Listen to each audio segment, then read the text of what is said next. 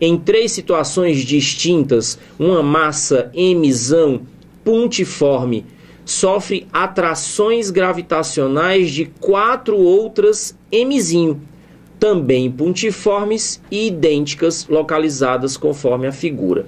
Aqui a gente já pode fazer a observação quando ele fala massa pontiforme. Significa dizer massas pequeninas como pontos. Elas têm massa, mas não têm dimensão. São pontos materiais.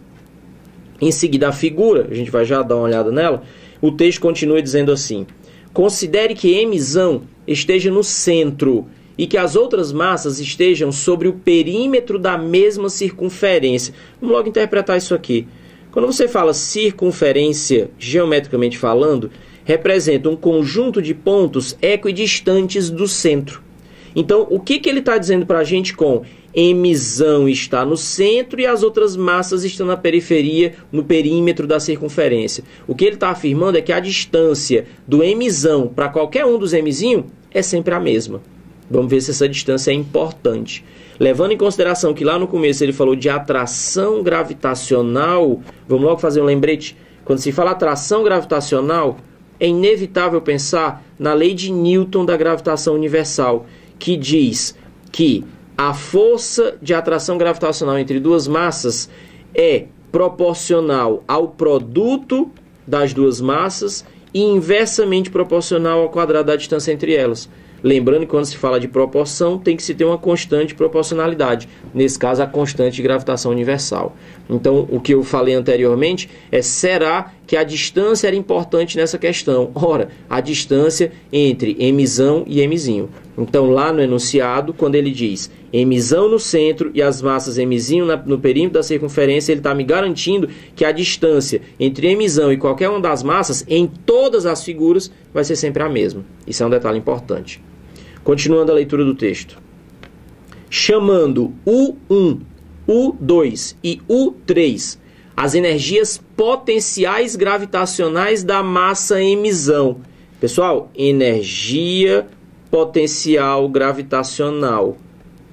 Quando se fala de energia potencial gravitacional, eu não sei o que é que você lembra, mas eu lembro da seguinte situação: a superfície, uma determinada massa colocada a uma certa altura em relação à superfície. E se a gente está falando da superfície da Terra, por exemplo, nós temos a massa sob a ação do campo, chamado campo gravitacional.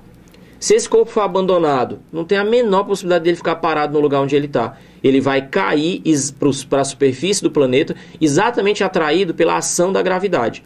Entenda o que é que eu estou querendo dizer. Ele está em repouso e vai entrar em movimento. Entrar em movimento significa ganhar energia cinética. Mas aí vamos lembrar, a energia não é criada, ela é transformada.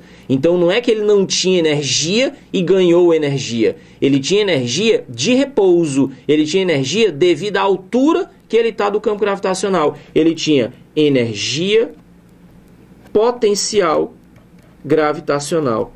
Que é exatamente quem?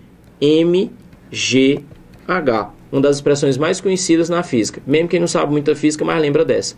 É daí que a gente diz: quanto mais alto, pior a queda. Porque quanto maior a altura que você tiver no início, mais energia potencial gravitacional você vai ter acumulada. Significa dizer que quando você for chegando próximo ao solo, você já vai ter transformado tanta energia potencial em cinética que a tua velocidade vai estar altíssima e vai sofrer uma colisão com o solo em alta velocidade. Então, quando ele faz referência no texto à energia potencial gravitacional, o que eu me lembrei foi disso: MGH, ou seja, a massa do corpo, a ação da gravidade local e a distância entre as massas, porque aqui a gente está fazendo referência à massa do corpo e à massa da Terra. Bom, termina então dizendo: pode-se afirmar corretamente que... Olhe para as alternativas. Ele quer que você compare os valores das energias potenciais gravitacionais. Agora veja bem, se a energia potencial gravitacional depende das massas, e as massas aí são todas iguais em todas as situações. Se também depende da distância entre as massas, e a gente já afirmou que pelo fato de ser centro e circunferência, então significa dizer que a distância é a mesma para qualquer par de massas que você quiser analisar. E se a ação depende também da gravidade, e pelo que nós lembramos da lei de Newton, a ação gravitacional depende das massas e da distância, ou seja, se nessa questão é tudo igual, pode ter certeza que a energia potencial gravitacional em qualquer uma das situações também vai ser a mesma. Agora aqui vem um detalhe importante. Mas Idelfrânio, só isso? Quer dizer então que você não vai riscar a figura, não vai desenhar vetor, não vai nada? Quer dizer então que o fato da distribuição das cargas mudar não vai mudar a energia potencial gravitacional? Cuidado! É exatamente isso que a UES quer que você pense. Uma coisa é analisar grandezas escalares. A energia potencial gravitacional é uma grandeza escalar. Outra coisa é analisar grandezas vetoriais. Seria, por exemplo, falar da força gravitacional. Se a questão falasse da força gravitacional resultante da massa emisão pela ação das outras todas, força é vetor. Vetor é uma seta tem direção e sentido. Então, na hora que eu mudasse a configuração das cargas ao meu redor, eu estaria mudando a direção e o sentido dos vetores que atuariam em mim. Mas a energia potencial gravitacional é uma grandeza escalar. Então, se não é vetor, não tem direção e não tem sentido. É uma grandeza algébrica. Você soma os valores, fim de papo. Então, se depende da massa, tem 4 em todas as figuras. Se depende da ação gravitacional e da distância, e é a mesma em todas as figuras, então não depende da distribuição.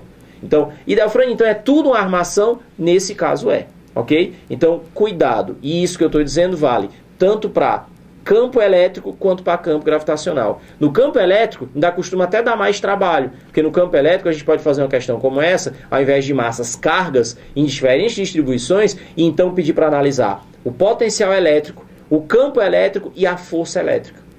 Lembrando, força e campo são vetores, então importa a figura, importa a distribuição, importa o desenho. Mas potencial elétrico, à semelhança do potencial gravitacional, também é uma grandeza escalar. Tudo bem? Então, só para não perder o fio da meada, e já que é uma aula de revisão, vamos dar uma olhada na figurinha de novo e traçar os vetores força gravitacional, para você ver como muda.